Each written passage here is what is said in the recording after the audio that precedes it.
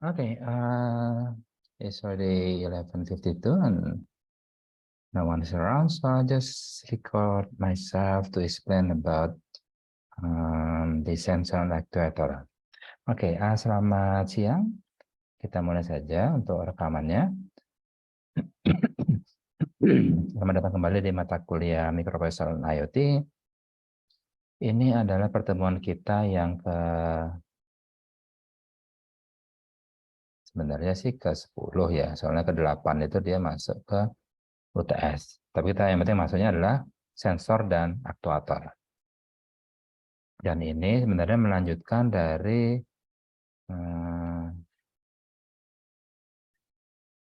slide presentasi yang sebelumnya sudah kita diskusikan separuhnya di pertemuan 6 dan 7 sebelum UTS. Jadi memang this presentation slide will be used for the class 6, 7, and then after the mid-exam, we have another class. And then for today, we're going to discuss about the class number 9. Actually, we're going to discuss about sensor and actuator. Nah, di pertemuan sebelum UTS, kita sudah menggunakan learning curve-nya untuk lab. Kita menggunakan 7 segmen. Kemudian kita juga sudah menggunakan lampu LED, resistor, push button, potentiometer, slide switch, dan juga deep switch. Nah, setelah UTS, after mid exam, we have another additional component. And they are photoresistor, ultrasonic distance sensor, peer sensor, and also the temperature sensor. And those are for the sensors. Jadi sensornya ada 4 yang kita bahas. Adalah fotoresistor, dia adalah sensor untuk mendeteksi jumlah cahaya yang jatuh ke dirinya. Kemudian ada ultrasonic distance sensor, dari namanya sudah kelihatan, dia digunakan untuk mendeteksi suatu objek dan jarak objek tersebut dari sensor.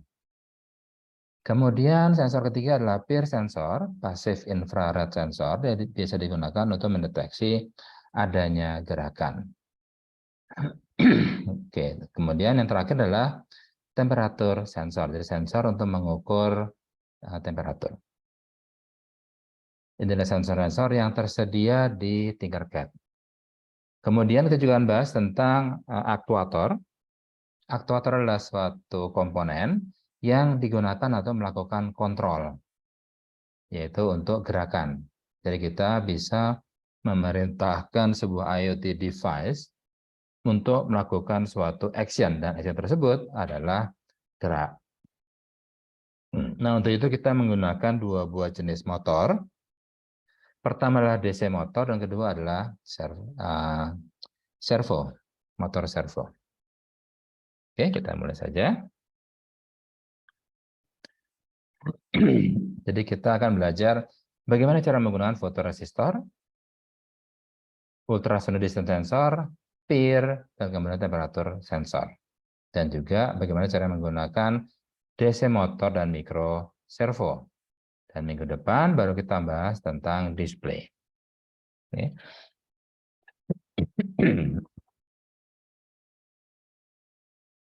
Oke. Saya perlu, itu dia.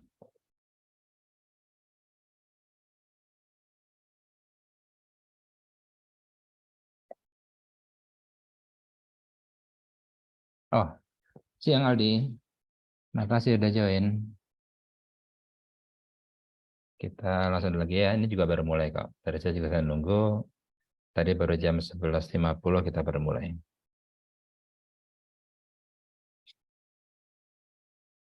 Oke, jadi kita akan membahas sensor dan aktuator di sini. Sensornya ada 4, fotoresistor, ultrasonic distance sensor, peer sensor, dan temperatur sensor.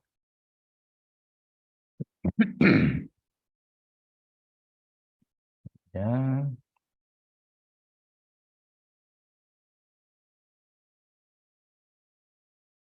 Tinkercad.com.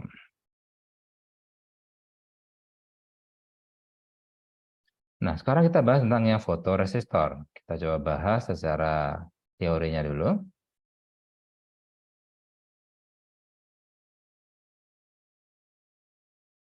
Jadi sebuah fotoresistor dia sebenarnya ada minimal 2 buah lapisan. Nah, lapisan yang atas di sini dia adalah lapisan yang peka terhadap foton yang menimpa dia. Gitu kan? Jadi menurut teori Einstein, semakin tinggi frekuensi suatu benda, maka dia menjadi semakin material. Cuma materialnya dia maaf, materialnya dia masih menjadi foton. Contoh misalnya, jadi sinar yang kita terima itu sebenarnya adalah butiran-butiran foton. Dan dia bersifat semi material. Karena semakin tinggi frekuensinya, berarti semakin mendekati dia menjadi sebuah materi. Nah, foton-foton ini anggaplah sebagai kerikil-kerikil kecil yang sangat kecil, dia akan menumbuk ke fotoresistor di sini. Jadi ini adalah foto sensitif, tapi dia adalah fotoresistor. Nah, pada saat lapisan yang di atas ini mendapatkan tumbukan foton, jadi ada banyak foton yang jatuh ke atasnya, efek yang terjadi dia adalah menjadi hangat. Yang penting suhunya jadi bertambah. Jadi semakin banyak foton, maka heat-nya akan bertambah. Nah, teman-teman tahu sendiri kan, hubungan antara panas dengan air, maka R-nya atau resistansinya dia akan menurun. Oke, nah, jadi dengan mengukur nilai R, kita bisa memprediksi banyak foton yang jatuh ke fotoresistor.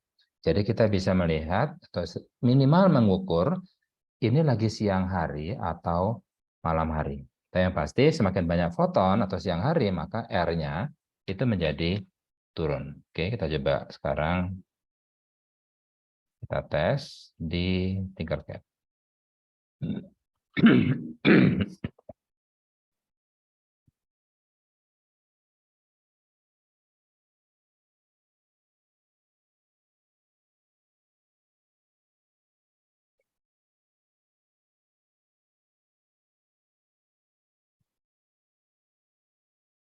Oke, kita skip dulu Arduino-nya. Kita coba. Mengukur nilai R dengan menggunakan multimeter. Oke, mana dia? Multimeter, ini dia.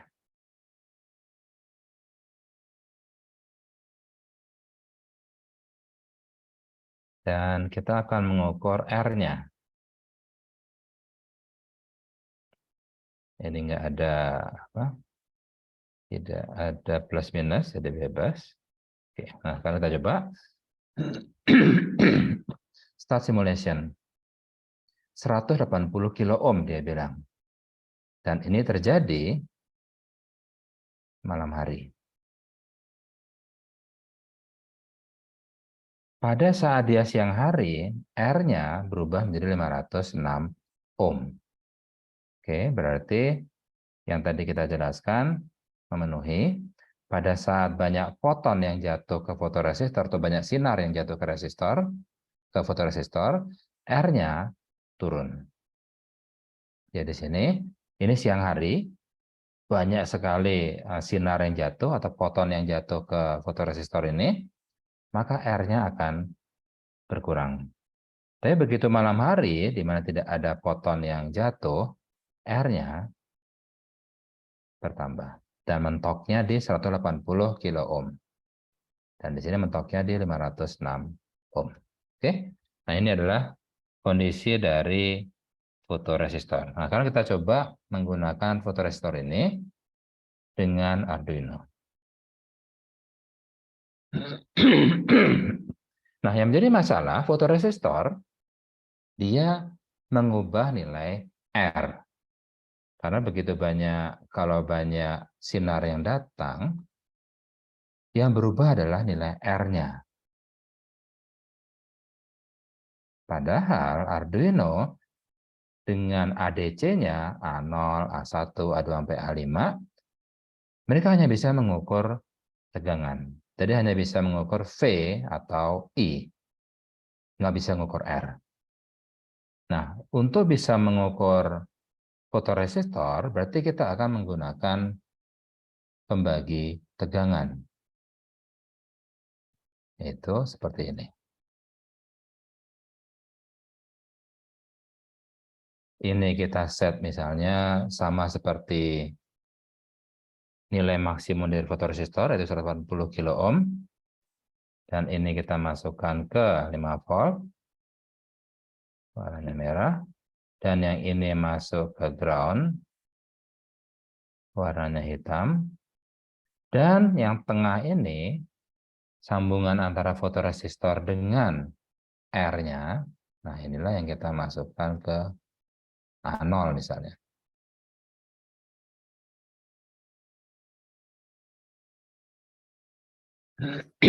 Nah, dengan model seperti ini, kita coba lihat ya, berarti ada R 180 kilo, ujung atasnya nyambung ke 5 volt, nyambung ke fotoresistor, fotoresistornya kakinya atau lagi nyambung ke ground.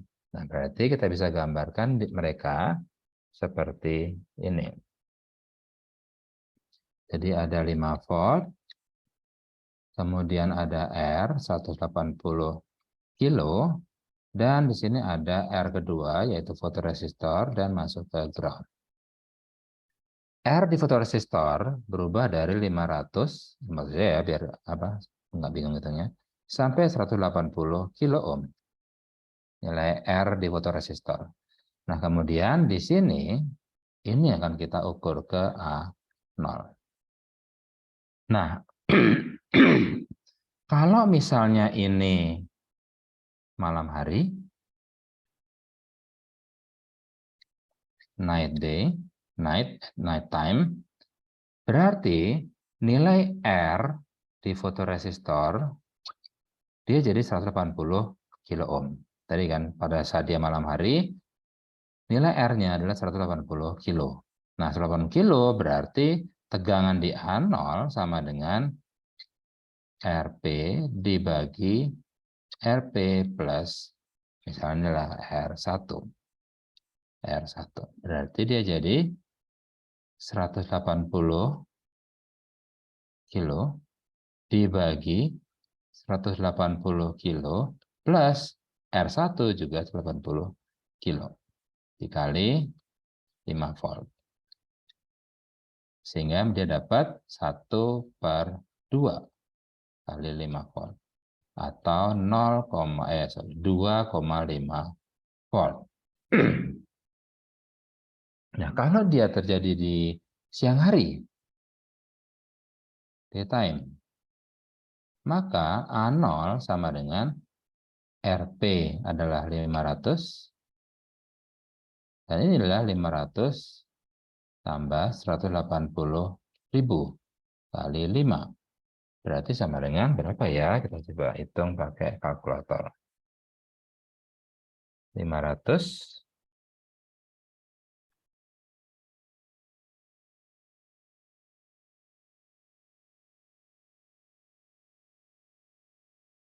dibagi 500 tambah 180.000, berarti 180.500 sama dengan sekian dikali 5 volt atau 0,013 volt atau 0,013 volt. Nah, tegangannya berubah kan? Nah, dengan adanya perubahan tegangan ini, kita bisa mengukur atau setidaknya mengetahui ini malam hari atau siang hari. Dan juga bisa mengukur misalnya sore hari. Berarti kalau sore hari, tegangannya berarti di antara 2,5 volt sampai 0,013 volt. Jadi di antara itu. Jadi kita bisa kalibrasi Kalau dia A0-nya adalah 2,5 volt, atau kalau 2,5 volt berarti ini adalah malam. Kalau dia 0,013 volt, ini adalah siang. Berarti kalau sore, ya mungkin di sekitar ini. Kalau pagi, ya mungkin di sekitar itu juga. Oke.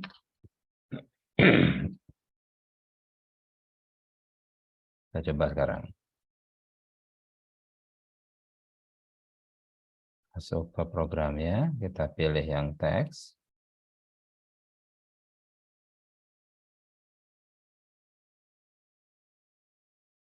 Kita akan menggunakan serial port atau serial monitor, maaf. Jadi serial.begin misalnya 300.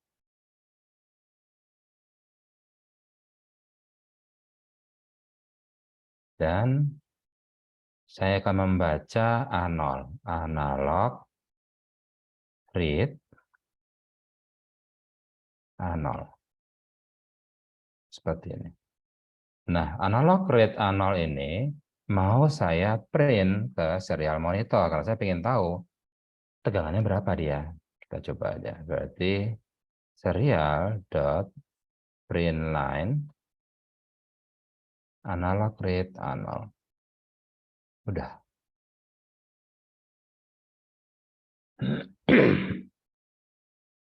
Oke, kita coba aja. Start simulation.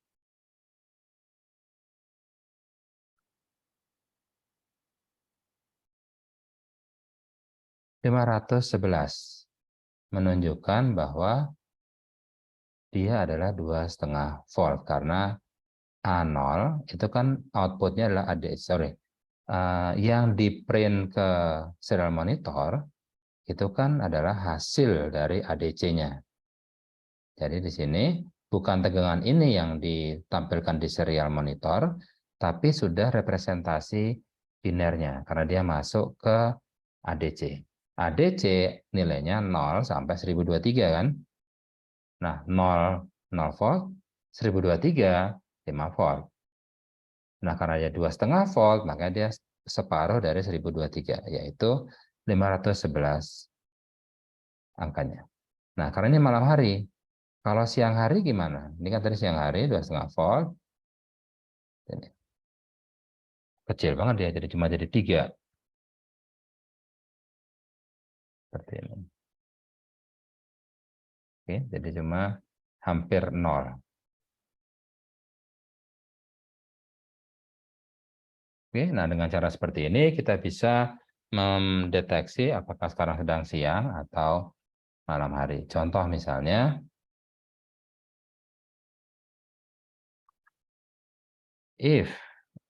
sorry, stop dulu.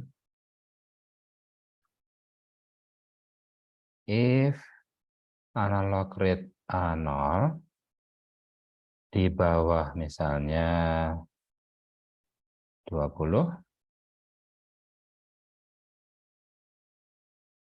maka serial print line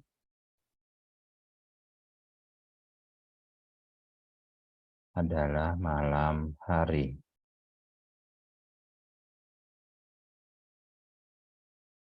Else serial.print line siang hari.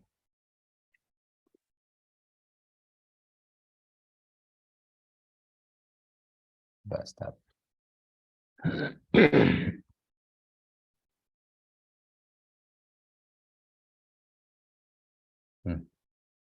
Oh, maaf, salah.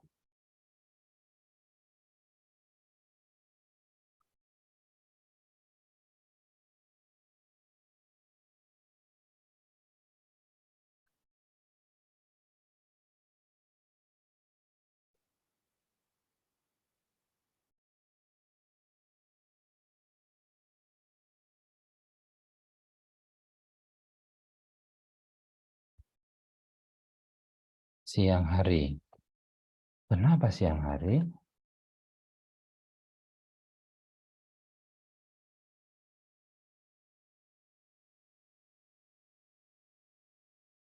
Oh, kebalik dia. Kalau di bawah 20, oh,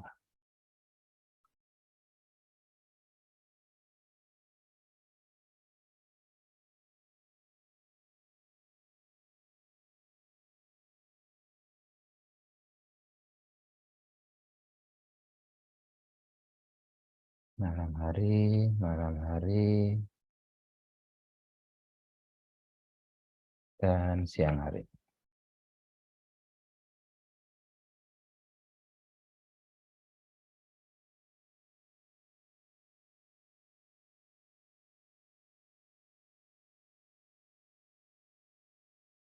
Oke, nah ini untuk yang fotoresistor. Sekarang kita lanjut lagi ke yang ultrasonic distance sensor. Nah, yang ultrasonic kita coba langsung pakai yang sudah ada dulu aja, biar cepat.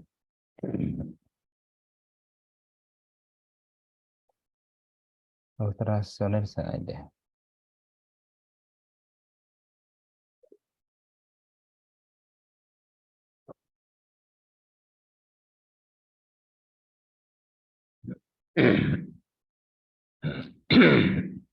Oke, sebelum kita masuk ke sini, kita coba jelaskan cara kerja dari ultrasonic distance sensor.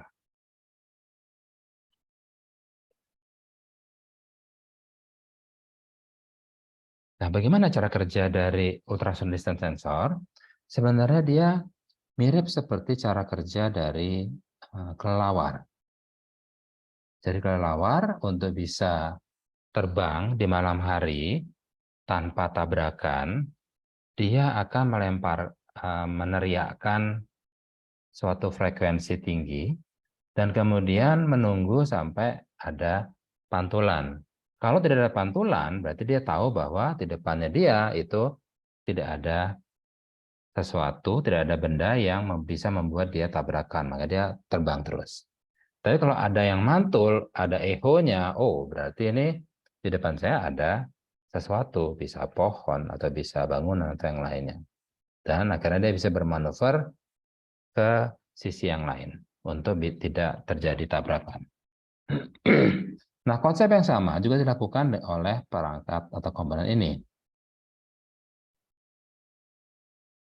Dia ada dua buah transducer level atau komponen yang bekerja untuk frekuensi, dan dia bisa mengubah dari listrik menjadi suatu frekuensi atau sebaliknya dari frekuensi menjadi suatu listrik. Tapi mirip seperti mikrofon dan speaker. Nah, cara kerja dari ultrasonic sensor ini adalah satu akan menjadi transmit, satu lagi akan menjadi receive. Atau kalau dari aspek atau dari sudut pandang kelelawar, ini adalah mulutnya yang dia akan teriak untuk memancarkan frekuensi tinggi, sinyal frekuensi tinggi, dan RX adalah telinganya, telinga dari kelelawar. Nah, setiap periode tertentu, kelelawar akan teriak.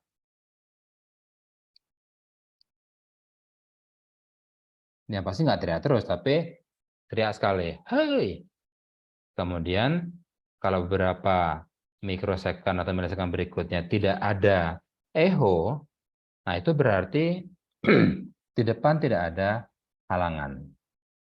Tapi kalau misalnya di sini ada halangan, anggaplah misalnya tembok atau misalnya pohon. Nah, sinyal dan frekuensi tinggi ini dia akan jadi memantul. Dan pantulannya akan diterima oleh telinga kelelawar. Atau dalam hal ini adalah receivernya. Nah, berdasarkan jarak kapan dia teriak sama kapan dia mendengarkan echonya, dia bisa mengetahui, oh berarti ada benda di depan saya dengan jarak misalnya 1 meter.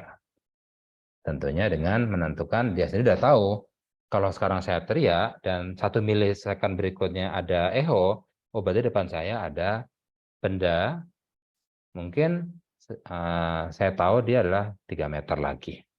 Contohnya seperti itu. Oke.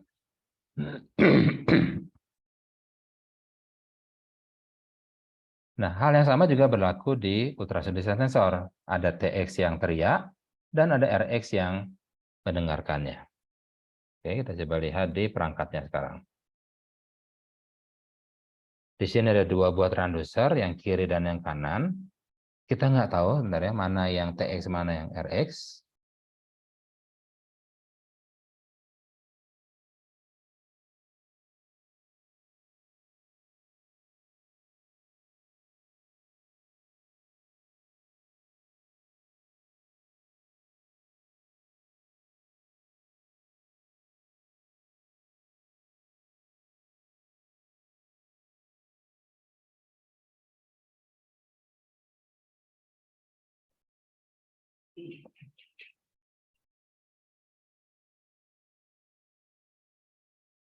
Oke, di sini kita melihat ada dua buah transducer. Kita nggak tahu mana yang TX dan mana yang RX. Dan dia hanya ada 3 pin. Satu untuk power, 5 volt. Satu untuk ground, memberikan tegangan ke sini. Dan satu lagi untuk sinyal. Oke, nah programnya seperti apa? Kita coba lihat. Di sini kita membuat sebuah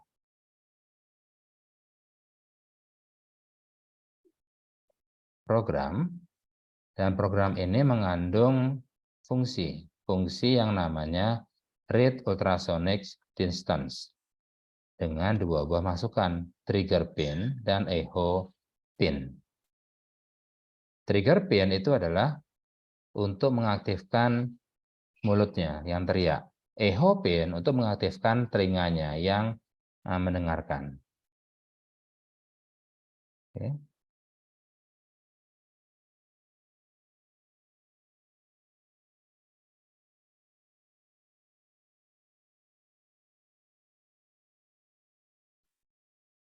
Nah, bagaimana cara kerjanya? Yuk kita lihat. Pertama adalah pin mode trigger pin output. Nah, trigger pin dan echo pin itu sekarang masuk ke pin 7 karena di sini hanya ada satu pin baik untuk trigger maupun untuk echo. Ada juga yang memisahkan antara trigger sama echo. Ya. Cuma dalam hal ini, karena di sini hanya ada satu pin untuk sinyal, maka trigger pin dan echo pin adalah pin nomor 7. Nah, karena dia bekerja sebagai mulut dan juga telinga, maka sekarang saya harus set sebagai output dulu. Sebagai output berarti dia akan jadi mulut. Dan saya akan mengeset digital write trigger pin low, delay 2 mikrosecond, kemudian bikin dia jadi high, dan delay 10 mikrosecond. Dan setelah itu baru dia di low lagi. Nah, berarti kalau kita gambarkan, sinyal yang dia kirim itu seperti ini. Ini adalah 2 mikrosecond, dan yang ini adalah 10 mikrosecond. Berarti totalnya T sama dengan 12 mikrosecond. Nah, kalau T-nya 12 mikrosecond, berapa frekuensinya? Adalah 1/12 mikrosecond. 1/T kan? Atau 1/12 kali 10 pangkat minus 6. Karena mikro, 10 pangkat minus 6. Ini kita coba hitung. Ini bawa ke atas, menjadi 10 pangkat 6. Tadinya negatif, dibawa ke atas jadi positif. Dibagi 12. Atau 1 juta dibagi 12. Kita coba hitung berapa ya?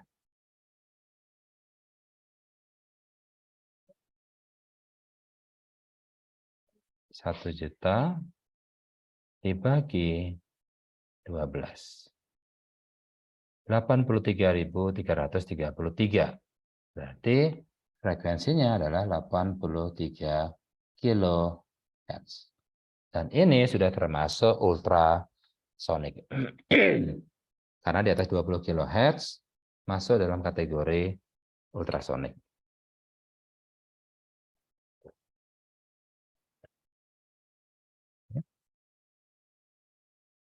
Oke, sekarang kita kembali lagi ke sistem kita. Nah, setelah saya memberikan sebuah pulsa 2 mikro, 10 mikro, yang frekuensi adalah 83 kHz, maka sekarang saya harus menunggu, dengerin. Saya jadi telinga. Nah, untuk jadi telinga berarti echo pin yang halnya adalah 7 juga di-set sebagai input. Karena sekarang dia jadi telinga. Oke. Dan saya baca. Pulse in, echo pin high.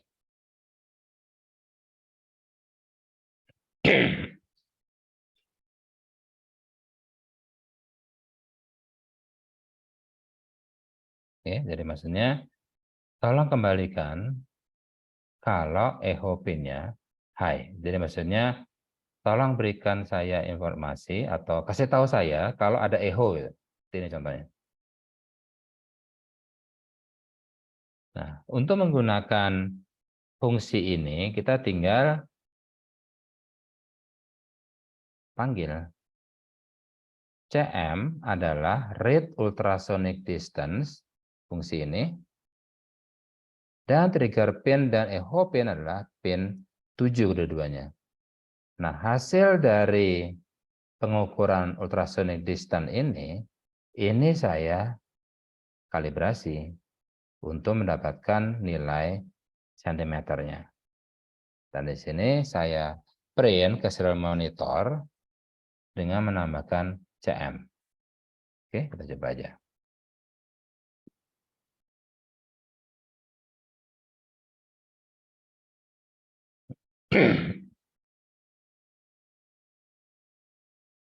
Tiga 336 cm. Oke, kita coba lihat.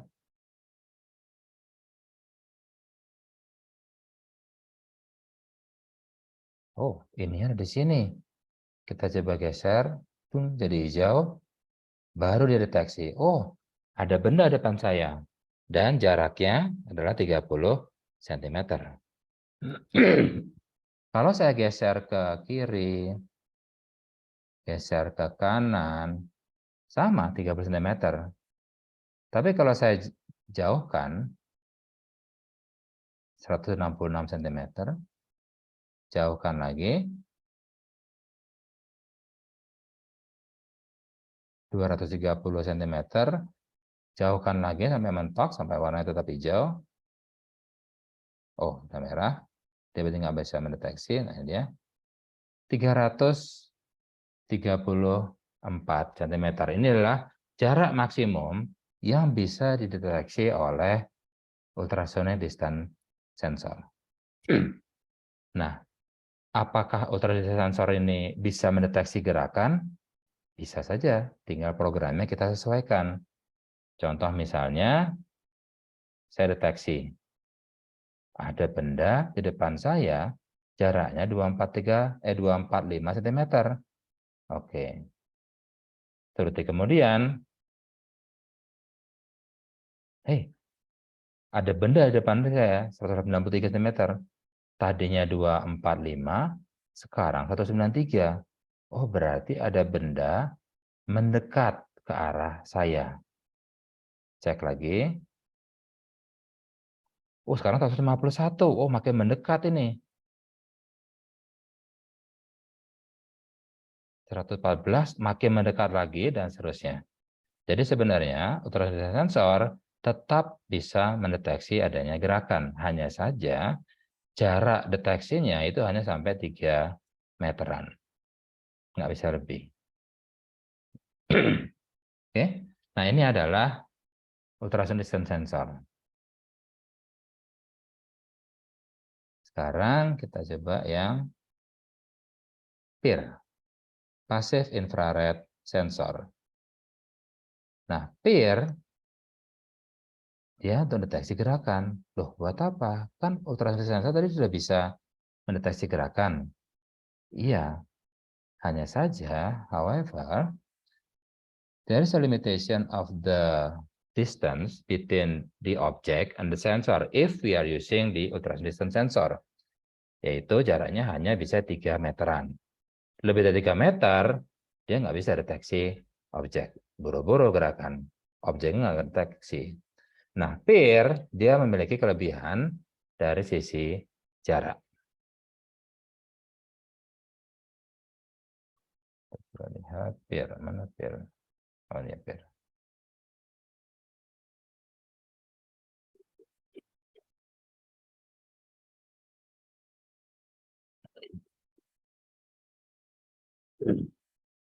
Nah, di sini mirip.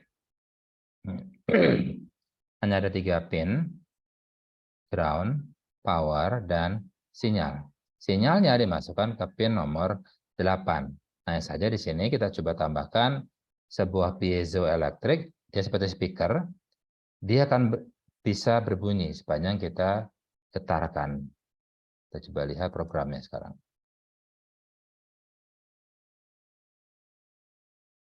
Pin mode 8, input. Jadi dengan mendeteksi ini ada gerakan atau enggak nih. Gitu. Kemudian kita tinggal digital read 8. Udah. Jadi sebenarnya seluruh proses untuk deteksi gerakan ada di komponen ini.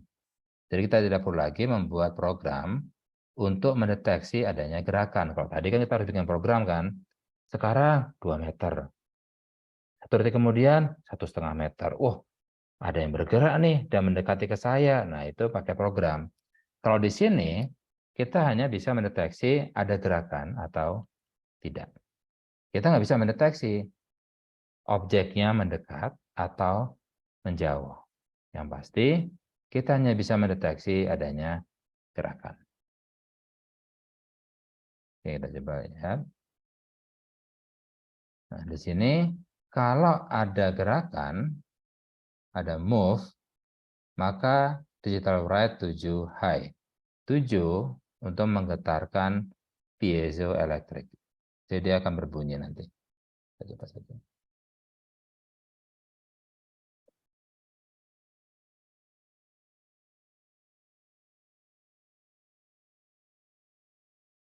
Oke, kita coba lihat.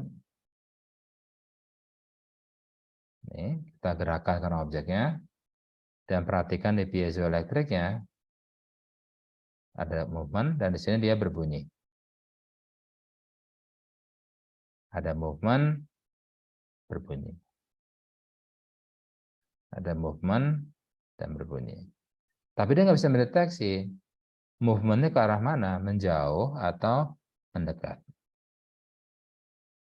Oke. Nah, ini untuk yang peer sensor. Cara kerja sama, dia akan mengirimkan suatu pulsa frekuensi tinggi dan menunggu sampai ada yang datang atau echo.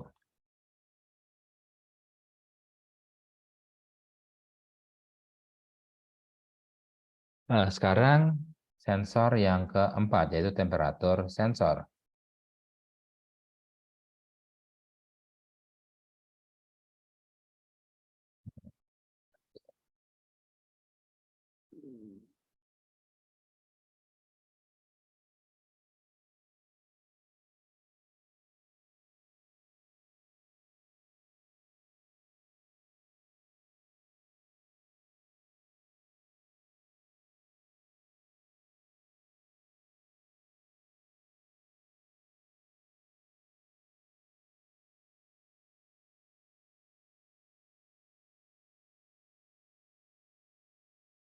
Mana ya tadi ya?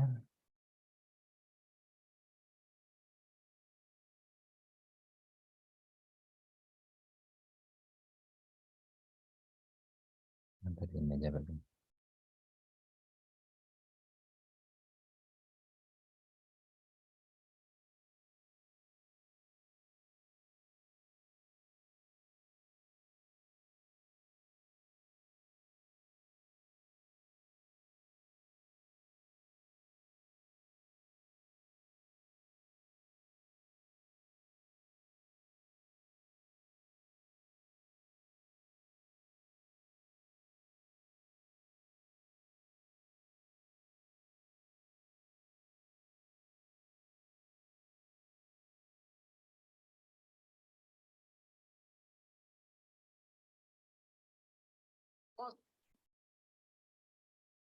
Oke, di sini saya menggabungkan antara temperatur sensor dengan display. Nah, kita masuk coba ke temperatur sensor. Kita jelaskan dulu teorinya.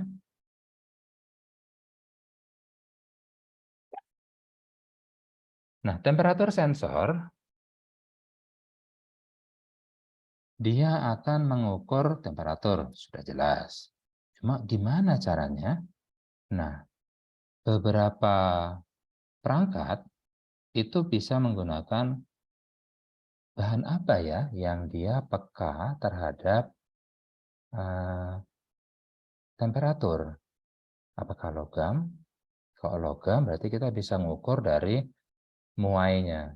Jadi kalau suhu sekian, dia sekian sentimeter. Kalau suhunya sekian, dia sekian sentimeter dan seterusnya. Nah, di sini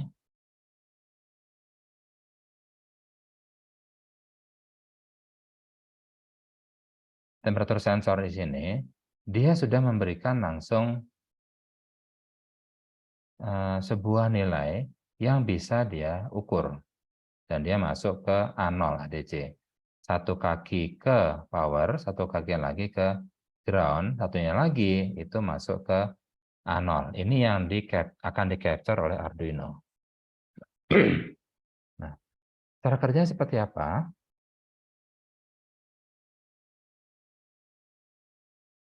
Dia menggunakan sebuah bahan yang peka terhadap suhu. Dan ada beberapa jenis temperatur sensor. Dan di sini ada yang modelnya seperti ini. Ini adalah T, temperatur. Ini misalnya adalah R.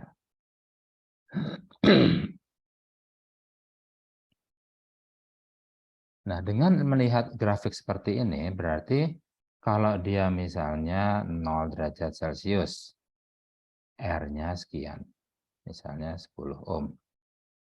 Pada saat dia 100 derajat Celcius, maka R-nya adalah misalnya 1000 ohm. Berarti kalau dia misalnya 50 derajat Celcius, berapa ya tegangannya? Berapa R-nya? Oh, berarti sekitar mungkin 80 ohm. Jadi di sini dia tidak linear.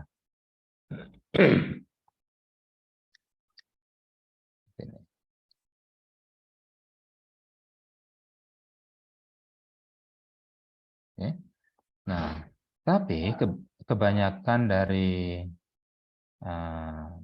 temperatur sensor, dia tidak bersifat eksponensial, tapi dia adalah ini yang paling banyak dipakai.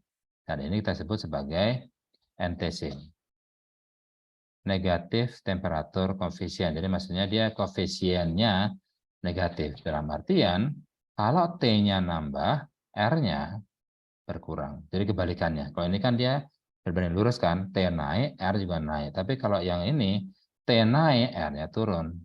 Ini disebut sebagai NTC, negatif temperatur koefisien. Dan dia juga tidak linear, tapi dia melengkung seperti ini. Nah, kalau kita perhatikan, misalnya di sini adalah 10 derajat Celcius, R-nya adalah 1000. Dan di sini adalah 100 derajat Celcius. Dan R-nya misalnya adalah 10 ohm. Modelnya seperti ini.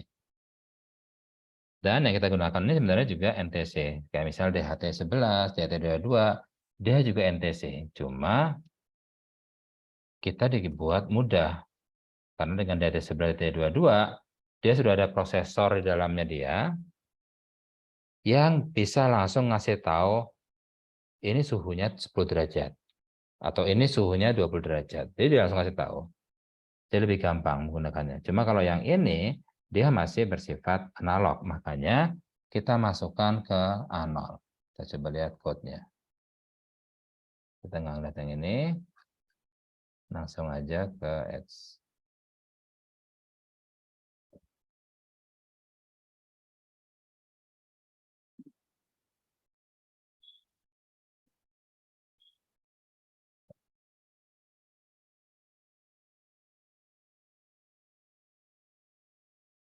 Oke, balik lagi. Di sini ada dua program. Nah, dengan program di sini analog read A0 dikurangi 100 dibagi 2,05. Dan ini juga sudah langsung jadi temperatur. Oke, kita coba lihat aja. Start simulation.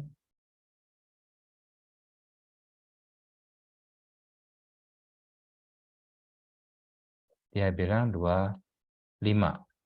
Jadi dibilang suhunya adalah 25 derajat Celcius. Apakah memang 25? Ya, benar 25. Sekarang kita ubah. Suhunya harusnya adalah 58. Tapi di sini kita mendapatkan 60. Ya, mirip berarti. Berarti ada kalibrasi yang masih belum pas. Kenapa belum pas? Karena tadi kalibrasi di sini dia hanya bisa pas di range tertentu. Contoh misalnya seperti ini. Jadi dia hanya bagus kalibrasinya untuk range tertentu, misalnya untuk range 20 sampai 40. Di luar dari itu, dia jadi nggak pas. Kayak tadi, pas 25 derajat Celcius, pas 30 masih pas, 40 masih pas. Tapi setelah dari 40 sudah beda 1-2 derajat. Nah, ini karena dia koefisiennya memang tidak linear. Nah, berarti kalau kita mau mengcapture 40 sampai 100 derajat Celcius, kalibrasinya harus kita sesuaikan lagi. Jadi kita harus sesuaikan bahwa kalau di atas 40 derajat Celcius, pembaginya bukan 0,25, tapi mungkin 0,255 misalnya, atau 2,51. Oke, jadi dia beda. Nah, inilah makanya kita juga akan membahas yang namanya akurasi, kemudian precision. Oke. Nah, akurasi itu artinya kita akan bandingkan hasil pengukuran alat kita dengan alat ukur standar. Misalnya tadi sistem kita melaporkan 60 derajat Celcius. Benar enggak? Ya, kita bandingkan dengan termometer standar. Termometer yang benar-benar sudah dikalibrasi untuk semua range. Kita bandingkan. Sistem kita bilangnya 60. Tapi alat ukur standarnya bilangnya 61. Oke, berarti ada sedikit miss di sana, 1 derajat Celcius. Nah, itulah akurasi.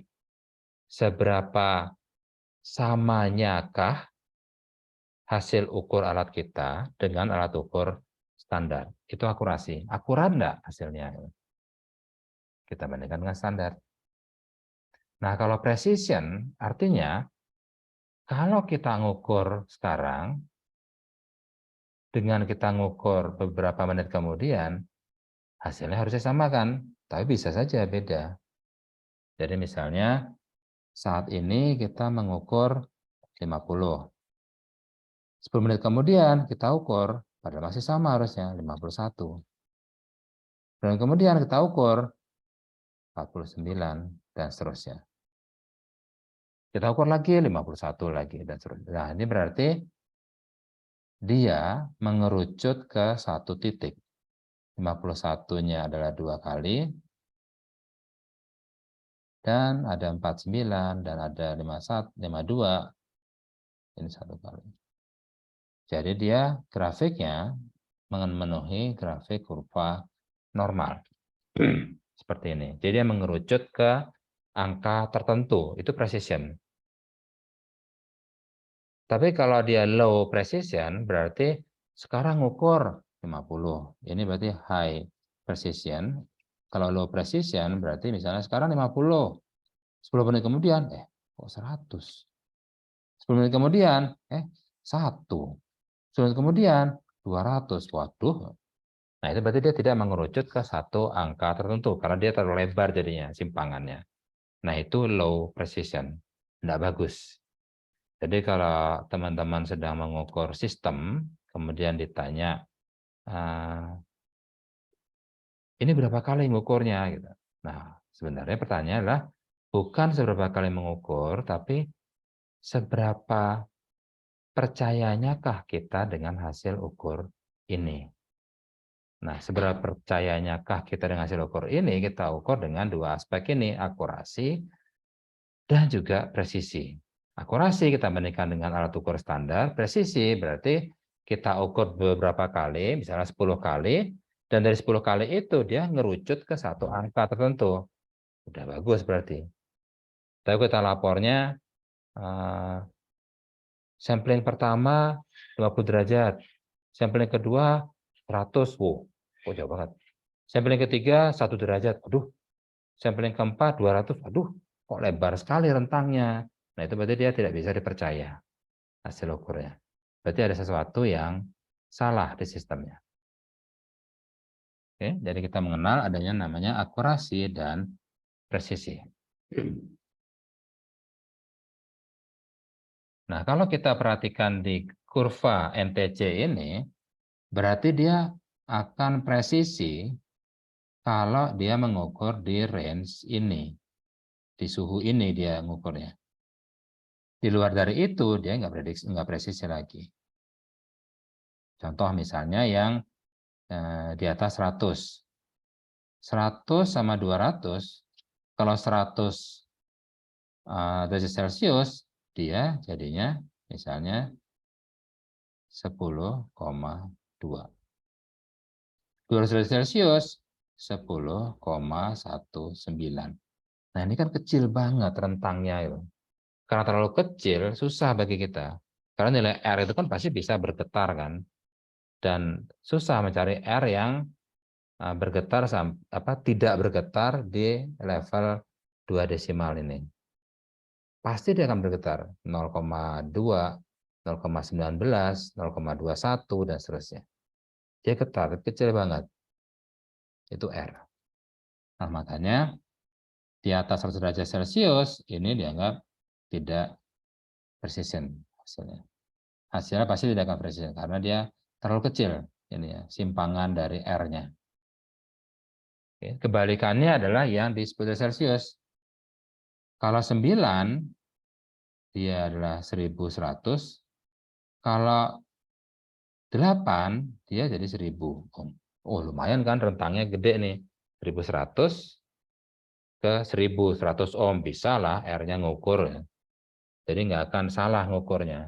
Nah, cuma masalahnya sensornya bisa salah nggak? Sensor suhunya itu.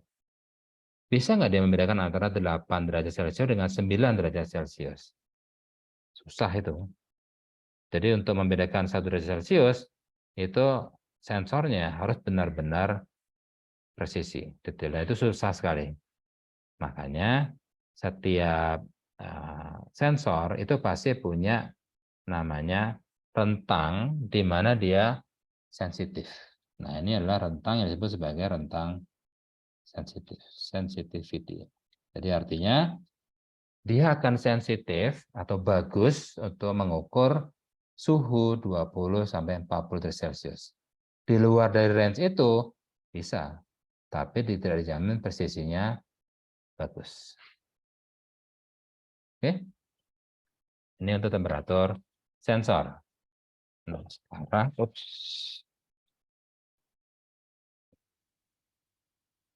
Nah, sekarang kita masuk ke yang aktuator. Ini sudah, ini sudah, ini sudah, dan ini sudah. Berarti kalau kita masuk ke aktuator, ada dua, motor DC dan motor servo. Ini sudah ada yang jadi, kita coba langsung pakai aja.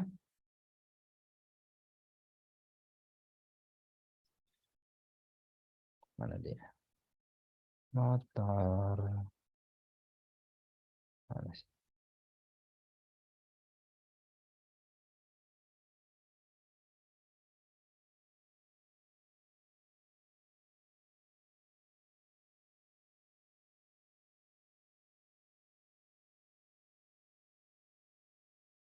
Nah, ini motor.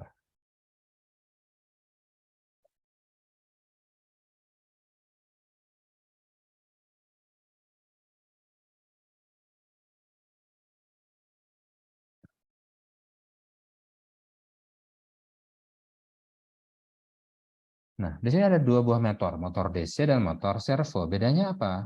Ups. Kalau motor DC, tinggal kita kasih tegangan di sini, dia akan muter. Kalau mau dimatikan, ya jangan kasih tegangan lagi. Jadi jangan dikasih power. Nah, kita akan coba untuk menyalakan motor DC dengan cara memberikan high voltage di D2. Karena yang satunya lagi sudah ground. D2, kita kasih high voltage, dia akan muter. Nah, bedanya apa dengan motor servo? What's the difference between DC motor and motor servo? Di motor DC dikasih tegangan, putar. Motor servo, untuk menggerakkannya dia, untuk membuat dia berputar, bukan dengan tegangan, tapi dengan pulsa. Misalnya, satu pulsa, cetek, dia akan bergerak. Berapa derajat? Kasih pulsa lagi, cetek, naik lagi. Kasih pulsa lagi, cetek, dan seterusnya. Jadi untuk menggerakkan motor servo, kita perlu memberikan beberapa pulsa, hanya untuk menggerakkan sampai ke sudut yang kita inginkan. Oke. Code-nya adalah seperti ini. Pin mode 2 dan 4 adalah output tentu. Kita akan memberikan tegangan ke motor DC dan juga akan memberikan pulsa ke motor servo. Dan di sini untuk menyalakan atau untuk menggerakkan motor servo, pertama adalah kita kasih high, kemudian kita kasih low. Jadi kita kasih high, 1 detik, 1000 milisecond, kasih low. Tunggu 1 detik lagi. Kemudian naik lagi, turun lagi. Nah, itu kan sudah ada pulsa dia. Nah, pulsa itulah yang akan menggerakkan motor servo. Sementara untuk motor DC, cukup kita berikan high saja. Sehingga dia akan berputar. Kita coba saja, misalnya kita tambahkan digital write 2, high.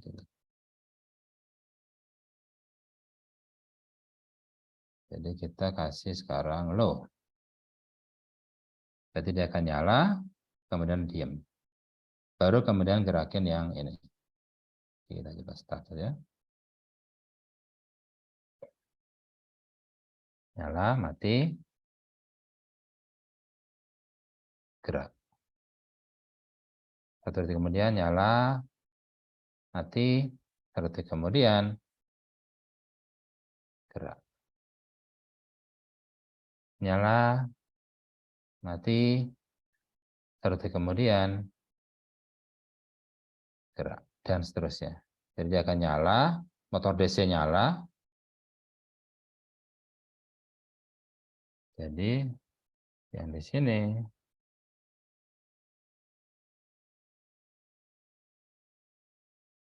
on. Kemudian motor DC off.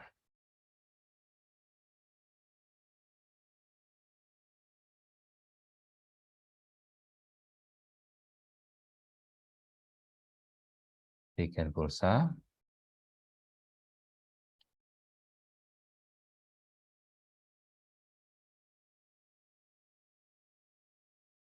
Gerakan servo. Seperti ini. Jadi pertama adalah motor DC on, off, period pulsa, gerakan. Putar, diam, 1 detik kemudian, bikin high, kemudian dia bergerak. Oke, dan seterusnya. Bisa bedain ya antara motor DC sama motor servo. Motor servo dia perlu pulsa untuk bisa menggerakkan. Dan tingkat ketelitian dari motor servonya dilihat dari seberapa jauh dia berputar. Jadi 1 kliknya itu dia berputar berapa derajat. Kalau motor servo yang murah meriah, contoh misalnya yang ini saya lupa, masalah saya belinya masih sekitar 15 ribuan, saya juga lupa sekarang berapa harganya, sudah lama banget. Dan ini adalah motor servo. Jadi kalau kita kasih pulsa, maka dia akan bergerak. Klik, kasih pulsa lagi, klik, dan seterusnya. Kalau motornya cepat, ya dia pulsanya harus kita percepat. Dan semakin detail gerakannya, misalnya kalau tadi kan mungkin sekitar 5 derajat, jadi 5 derajat pulsa, klik, gerak 5 derajat. Klik 5 derajat, klik 5 derajat terusnya. Tapi kalau yang mahal itu bisa sampai 0,05. Jadi klik, katanya gerak, tapi sebenarnya gerak. Klik, gerak. Terus sampai berapa kali akhirnya dia bergerak. Dan itu harganya ya lumayan mahal. Kalau yang detail, nah itu kan bisa dipakai buat robotik soalnya. Kita tidak mau kan, misalnya bikin robotik terus tangannya itu cuma bisa tik, tik, tik gitu ya. Tapi kita pinginnya tik, tik, tik, dan seterusnya. Jadi semakin presisi dia atau semakin detail dia bergeraknya. Itu untuk robotiknya. Oke. Nah, mungkin itu dari saya, Aldi. Jadi kita sudah membahas tentang fotoresistor, ultrasound sensor, PIR sensor, temperatur sensor, dan kemudian aktuator, mencakup DC motor dan mikro servo. Dan tadi juga sudah kita gunakan sedikit piezo. Oke, baik itu aja dari saya. Terima kasih atas kehadirannya Aldi dan selamat siang semuanya.